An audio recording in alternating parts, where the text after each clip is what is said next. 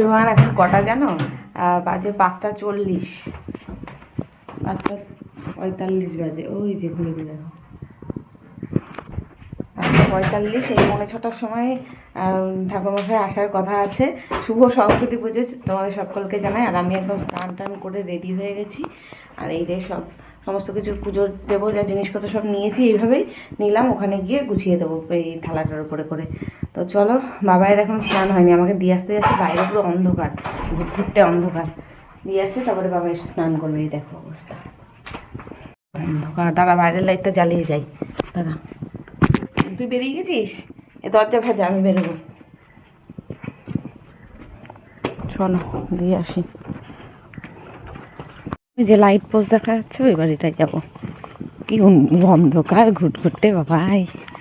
অনেক বাড়িতেই পুজো হচ্ছে, সকাল থেকে ঘন্টা, তারপরে হচ্ছে শাঁখের আওয়াজ শুনছি। কটায় পঞ্চমী লেগেছে কে জানে। আমরা ওদের বাড়িতে পৌঁছে দেখলাম ঠাকুরমশাই সবে মাত্র ঢুকলো। আমরা ঠাকুরমশাইদের জন্য একসাথেই ঢুকেছি। তারপর দেখলাম ওদের কিছু গোছানো নেই। তারপরে আমি তাড়াতাড়ি করে ফল টল কেটে ফেটে গুছিয়ে দিলাম। ঠাকুর বসানো হয়ে গেছিলো, শুধু ফল কাটা, মানে ফল বানানো, সরি, ঠাকুরের জিনিস তো বানানো বলতে হয়। তো ফল বানিয়ে দেওয়া, বই খাতাগুলো যেখানে রাখা আরও সব গুছিয়ে দেওয়া আর কি, সেগুলো করে দিলাম। তারপর সবাই মিলে এসে এই যে পুজোয় বসা হয়েছে। আর সেই ফাঁকে বাবাইও বাড়িতে গিয়ে স্নান টান করে পাঞ্জাবি পরে চলে এসছে। আর এখন আস্তে আস্তে একটু একটু ভোরের আলো ফুটছে। পূর্বারুকমি ভুবন্দনতং মৃত্যুর্মুংশীরমামৃতম। ওং সূর্যায় নমো নমঃ, বং সূর্যায় শিবায় নমো নমো নমঃ, শিবায় নমো নমঃ, রামগন্ধায় শিবায় নমো নমঃ।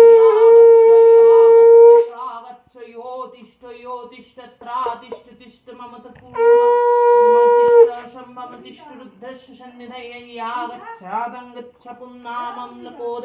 ओम नमः सर्वे लोकमामन्नभुजनेवं नमो नमः। ओम सर्वो देवी तन्हि विष्णुनादके रुका देवी तं विष्णुमण्डले वासनं नमो नमः। ओम सर्वालोका देवी तन्हि नमो नारायणी वाग्देवता श्रीदेवं नमो नमः।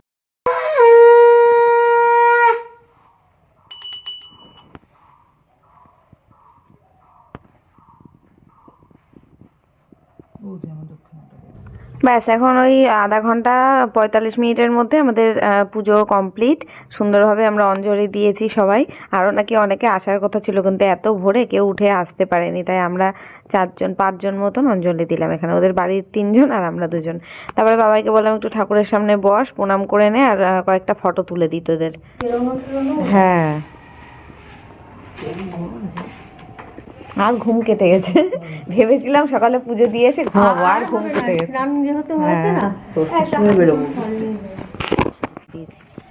আমাদের এখন পুজো দেওয়া হয়ে গেল, রাত্রিরে গেলাম, সকালে আসছি, ঠিক আছে তো? ভাই এখানে এই যে বাবাই পাঞ্জাবি পরছে। এবার পাঞ্জাবিটা ঠিকঠাক আছে, আর আগের বার বড় বড় ছিল। আবার ঠান্ডা লাগছে, প্রথমে যখন গেছিলাম চাদর গায়ে দিয়ে যাইনি, পরে আবার চাদর গায়ে দিলাম। প্রসাদ একেবারে নিয়ে আসলাম। হ্যাঁ না, এখন ঠিকঠাক আছে, আগে কি বড় ছিল। না না, ঘুমাবো না, এখন চা খাবো, ঘুম কেটে গেছে। প্রসাদ, আর এখন বাড়ি গিয়ে পুজো দেবো। আগে পুজো দিইনি তো, ওই জন্য প্রসাদ আমি কিছু খাবো না। পুজো দিয়ে তারপরে চা খাবো। এই বাইরের লাইট জ্বালিয়ে চলে গেছিস? হ্যাঁ, লাইটটা অফ কর তাড়াতাড়ি আগে গিয়ে।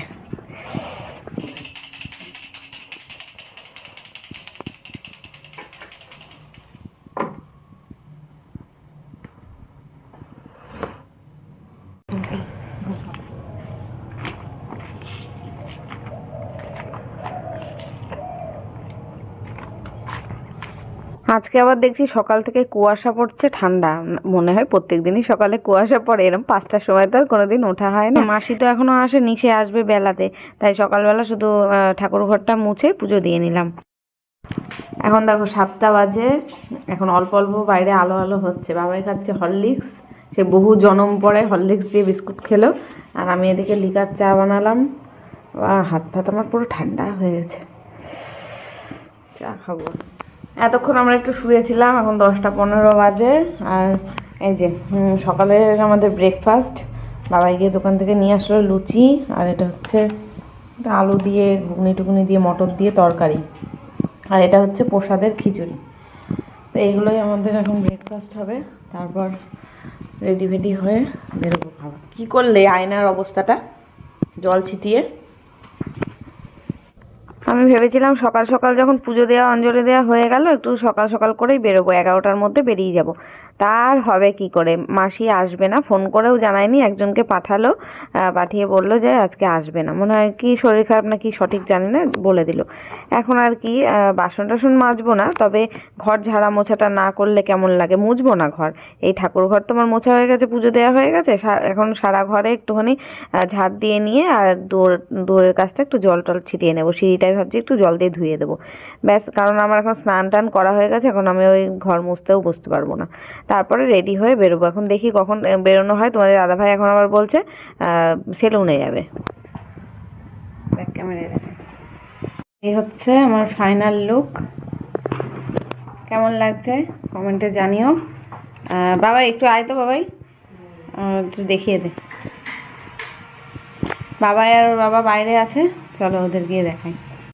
এই যে আমার ফুল লুক, বাবাইকে বললাম একটু দেখিয়ে দে, বাইরে গিয়েও দেখাবো। এত শাড়িটা এত পাতলা না, মানে এমনি কমফোর্টেবল, কিন্তু পরে হাঁটার অসুবিধা, গায়ে জড়িয়ে যাচ্ছে। এই ফুল লুক দেখিয়ে দিলাম, কেমন লাগছে কমেন্টে বলো। চলো বেরিয়ে পড়ি।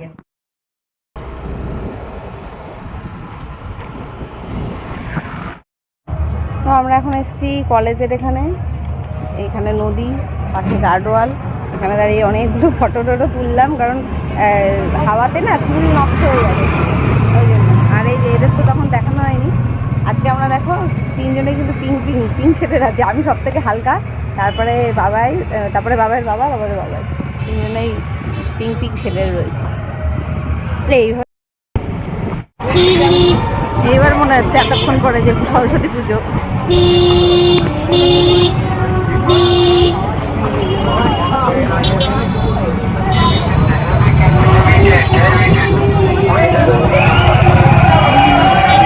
কি হচ্ছে এখানে, ফাংশন? ও কলেজে তো ফাংশন হয় না?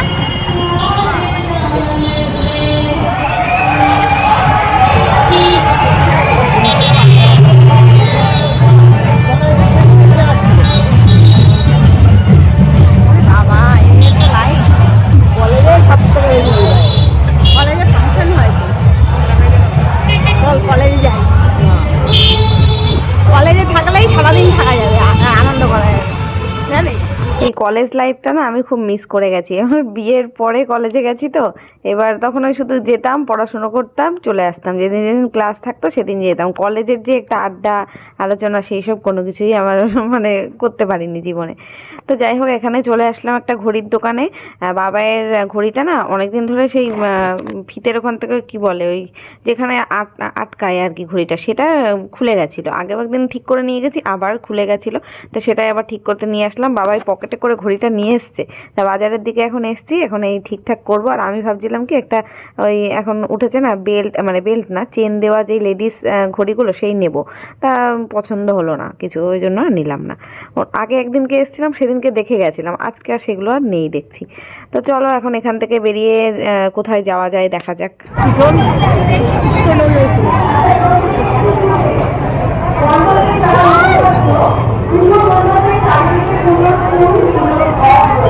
এবার এসছি আমার স্কুলে, বনগাঁর কুমুদিনী গার্লস হাই স্কুল। এই স্কুলের সাথে আমার অনেক স্মৃতি জড়িয়ে আছে, স্কুল লাইফটা পুরো ফুলদমে এনজয় করেছি আমি। তো এই স্কুলের বিল্ডিংগুলো, ঘরগুলো দেখলে এখনও সেই ছোটোবেলার দিনের কথা মনে পড়ে, সেই লাইফটাই সব থেকে বেটার ছিল। তো এখানে দেখো কি সুন্দর ঠাকুর হয়েছে না, মানে সব স্কুলগুলোতে এত সুন্দর করে সাজানো হয়। এরপরে বাবাইয়ের স্কুলেও যাব, বনগাঁয় এই দুটো স্কুলেই যাওয়া হয়, আরও অনেক স্কুল রয়েছে কিন্তু সেগুলোতে আর যাওয়া হয়ে ওঠে না। তো এখানে এত ভিড়, আমরা এবার একটু তাড়াতাড়ি বেরিয়েছি, তাড়াতাড়ি বলতেও তাও সে 12:30টার পরেই বেরিয়েছি, 12:30 1টার দিকে। তোমাদের দাদাভাই সেলুন থেকে আসলো, তারপরে তো রেডি ফেডি হলো, স্নান করলো, তারপরে বেরোলাম। তো এত ভিড়ে যে একটা দাঁড়িয়ে ফটো তুলবো সেটার কোনো জায়গা পাচ্ছি না। আমরা ঘুরতে বেরিয়েছি, আমাদের স্কুটিটা কেন জানি না খারাপ হয়ে গেছে, স্টার্ট নিচ্ছে না, এখন গ্যারেজে বসে আছি। এই যে এখন ঠিক করিয়ে তারপরে খেতে যাব এদিকে। এখন বেজে গেছে 2:15। সেসব রেস্টুরেন্ট আছে, এখন ঠিক করিয়ে খেতে যাব। হেঁটে এসে কষ্ট হয়ে গেছে। আমার ইচ্ছা ছিল আজকে সরস্বতী পুজোর দিনে বাবায়ের স্কুলে গিয়ে ওখান থেকে একটু খিচুড়ি খাবো। সেটা আমার মানে কবে থেকে খিচুড়ি খাবো ভাবছি, খেতেই পাচ্ছি না। আমার কপালটাই খারাপ, মানে খিচুড়ি আমার থেকে আর কি মানে রুষ্ট হয়েছে। যদিও সকালবেলা খেয়েছি, তাও অল্প, ওই এক প্লেট দেখলে তিনজনে ভাগ করে খাওয়া হয়েছে। বাবা আর ওর বাবা খেতে চায় না, ওরা মানে পুজোর দিনেও আমিষ খাবে, বিরিয়ানি খাবে। সেই বিরিয়ানি হোক যাই হোক, রেস্টুরেন্টের খাবার খাবে। তো এখানে এসছি, রেস্টুরেন্টে আর যেতেও পারলাম না, যে স্কুটিটা খারাপ হয়ে গেল। এখান থেকে বাবায়ের স্কুল অনেকটা দূরে, সেই টোটো করে যেতে গেলেও 10-15 টাকা করে ভাড়া নেবে। তা এর পাশেই রেস্টুরেন্ট ছিল, সেখান থেকে আর কি খেতে এসছি। খেতে এসেও কি প্রায় 1-1.5 ঘন্টা মতন বসে থেকে তারপরে আমরা খাবার পেলাম। মানে এত ভিড়, আর একেবারে টাইমিং তো 2-2:30টার সময় সবাই খেতে আসে।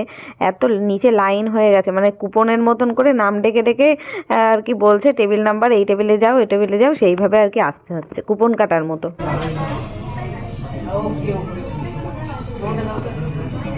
বাবাই আর পাচ্ছে না। ভালো, নে তোর এই প্লেটটা নিয়ে খাওয়া শুরু কর। হ্যাঁ, স্যালাড আমার পাতে তুলে দিস, দাঁড়া দিয়ে দিস, তবে স্যালাড আমার পাতে।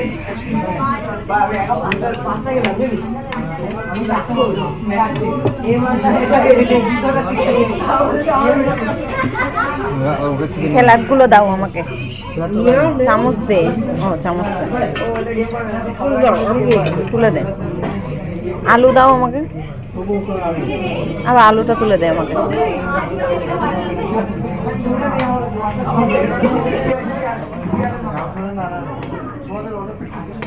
ভালো লেগে যাচ্ছে এখানে, দেখ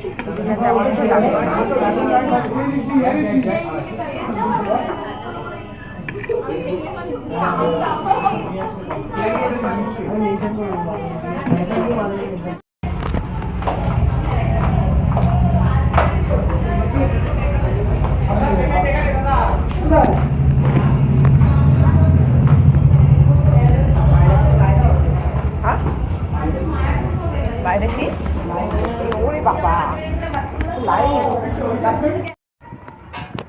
তো বন্ধুরা, আমরা এই যে বাড়িতে আসলাম, খাওয়া দাওয়া করে তারপরে যে গাড়ি ঠিক করতে গেছিলাম, স্কুটিটা ঠিক করতে। এখন বলতে ব্যাটারি খারাপ হয়ে গেছে, সময় লাগবে। এখন বাজে বিকেল 5টা। আমরা এতক্ষণ বসেছিলাম, আর বসে থাকতে পারছি না, তাই আমরা টোটো করে চলে আসলাম, আমি আর ভাই। ও বললাম স্কুটি ঠিক করে নিয়ে তাই আসছি। কিছুই আমরা দেখতে পাইনি, শুধু আমাদের স্কুলে গেলাম, বাবাইয়ের স্কুলেও যেতে পারিনি। খাবার ওখানে 1-1.5 ঘন্টা লাইন দিলাম। আমাদের একটা জায়গায় যাওয়ার কথা ছিল, সেই জায়গাটাও যেতে পারলাম না, গাড়ি খারাপ হয়ে গেছে বলে। অনেকটু দূরের রাস্তা ছিল ওই জন্য। এখন দেখি বেরোনোর ইচ্ছা আছে। 2টো ঠাকুর মানে হয়েছে ভালো ভালো, সেইখানে দেখতে যাব, বাবাইয়ের স্কুলে যাব, একটু এইসব জায়গায় যাওয়ার ইচ্ছা আছে। এখন না শাড়ি পরে আর আমি যাব না, শাড়ি ভাবছি ছেড়ে ফেলবো। ওই যা ফটো তোলা হয়েছে, শাড়ি ছেড়ে ফেলে এখন অন্য কিছু চুড়িদার পরে ভাবছি বেরোবো। শাড়ি পরে আর কমফোর্টেবল লাগছে না। আর বাবাও হচ্ছে বাবাও এখন পাঞ্জাবি খুলে সোয়েটার গায়ে দেবে, ঠান্ডা বাইরে, জ্যাকেট গায়ে দেবে। আগে হাত মুখ ধুলো, রাস্তায় পুরো ধুলো হয়ে গেছি। ধুলো লেগেছে, কালো জিনিসে বোঝা যাবে, আমাদের মুখে যে ধুলো লেগেছে সেটা বোঝা যাচ্ছে না। ফোনের স্ক্রিনে কালো স্ক্রিন তো পুরো সাদা হয়ে গেছে, ধুলো রাস্তায় এত উঠছে। তো ফ্রেন্ডস, এই যে এখন রেডি হয়ে গেলাম, এই চুড়িদারটা পরেছি আর একটা সোয়েটার নিয়ে নিলাম, আসার সময় যদি ঠান্ডা লাগে। তো চলো বেরিয়ে পড়ি। সামনে দেখে শুনে বাবা, বেশি দূর না, ওই দোকান পর্যন্ত। ঘোড়া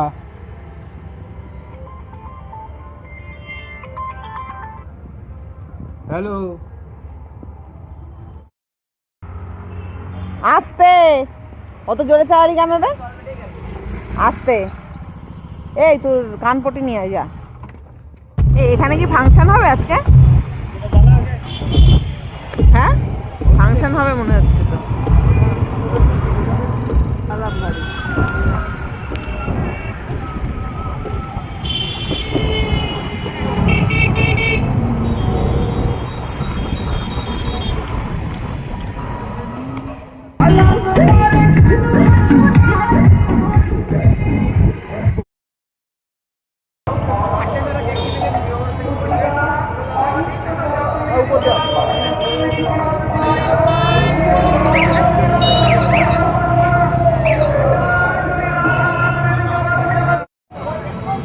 কেটে খেয়ে রেখে একটুখানি দিলাম। চকলেট ওটা, দেখিস জ্যাকেটে না পড়ে। না আমি খাবো না, আমি খাবো না, আমি চকলেট খাবো না। এটাই ভালো বলো, এটার থেকে চকলেটটার দাম বেশি, কিন্তু এটাই ভালো খেতে, অরেঞ্জ ফ্লেভারটাই ভালো।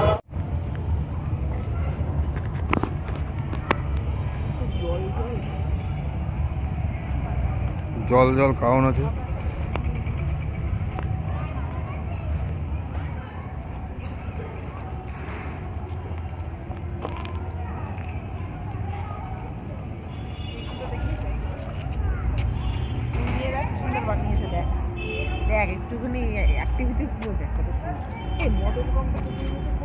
মডেল দেরি আছে, কালকে তো চালু হবে।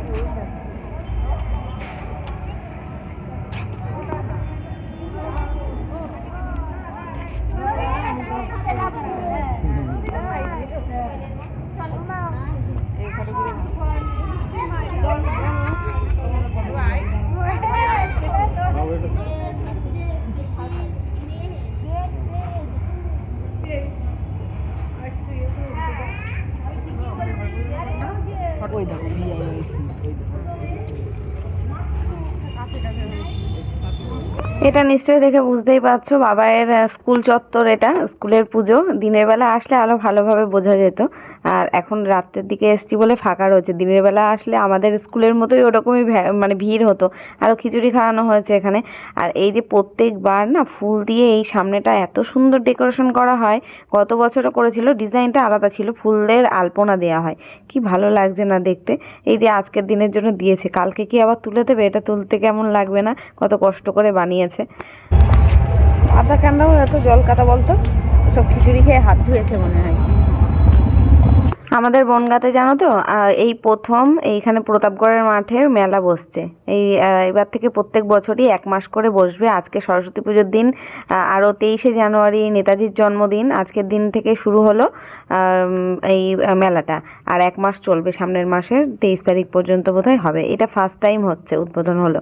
তো মা আর মামি এসছে আজকে মেলাতে, আমাকে ফোন করে বললো আর কি, সন্ধ্যেবেলায় ফোন করেছিল। তো আমি ভাবলাম তাহলে এখন আর বাড়ি যাব না, একটু মেলাটা ঘুরেই যাই। আজকেই প্রথম বসেছে তো, দোকানপাট এখনো সমস্তগুলো বসে পারেনি, তবে প্রচুর দোকান রয়েছে, প্রচুর সুন্দর সুন্দর সাজের জিনিস, হার কানের দোকান, অনেক কিছু রয়েছে, কসমেটিক্সের দোকানও রয়েছে দেখছি। তো আজ আবার এখানে প্রত্যেকদিন এক একটা অনুষ্ঠানও হবে। আজকেও দেখছিলাম বাউলের না গানের অনুষ্ঠান কিছু একটা হচ্ছিল। আজকে ভিড়টা একেবারেই কম, প্রথম দিন বলে, কালকের থেকে হয়তো ভিড় হবে। তারা ভারত ছেড়ে চলে যায়। স্বামী বিবেকানন্দকে কেউ কেউ বলেছিল যে আচ্ছা মহারাজ, আপনি তো ইংল্যান্ড আমেরিকা আপনাকে গুরু মতো শ্রদ্ধা করে, আপনি কেন ভারতবর্ষ স্বাধীনতার ভাবছেন না? বলছে না না, শোনো, ভারতের মেলার মধ্যে এই বাসনের দোকানটা দেখে আমি দাঁড়িয়ে গেছি। আর এখানে সব জিনিস মানে বাসনগুলো 50 টাকা করে, ছোট বাটি থেকে শুরু করে গামলা টামলা সবই রয়েছে 50 টাকার, বেশিও আছে, বেশিরভাগ এই নিচের দিকের গুলো সব 50 টাকা। তো গামলা দেখলাম একেবারে পাতলা, একদম জেল জেলে, ও ব্যবহার করা যাবে না, ফেটে যাবে। তা এই স্টিলের ঢাকনাটা আমার পছন্দ হয়েছিল, আমার একটা দরকারও ছিল কড়াই ঢাকার জন্য। আর আমি না মাপটা ঠিক বুঝতে পারিনি, আমি এই ঢাকনাটা দেখেই মনে করছিলাম যে এটা মনে হয় অনেক ছোট, আমার কড়াইতে হয়তো হবে না, আরও বড় সাইজ লাগবে। আমি আবার দোকানদারকে বলেওছি এর থেকে বড় কি আছে, তা বললো না। তারপরে ওই বাটিগুলোও দেখছিলাম ছোটো ছোটো, কি সুন্দর ডিজাইনের, কিন্তু পার পিস 50 টাকা করে। তবে বাটিগুলো খুব জাবদা রয়েছে, ওই জন্য মানে গামলা ভাবো, একটা বড় গামলা 50 টাকা, সেখানে এক পিস বাটির দাম 50। তার মানে বুঝতে পারছো কোয়ালিটি কেমন, কোনটা কেমন হবে, মজবুতিটা রয়েছে বাটিগুলোতে। তা আমিও অত টাকা দিয়ে আর বাটি খটি নিলাম না, আমার ওই ঢাকনাটার দরকার ছিল, ঢাকনাটা নিলাম।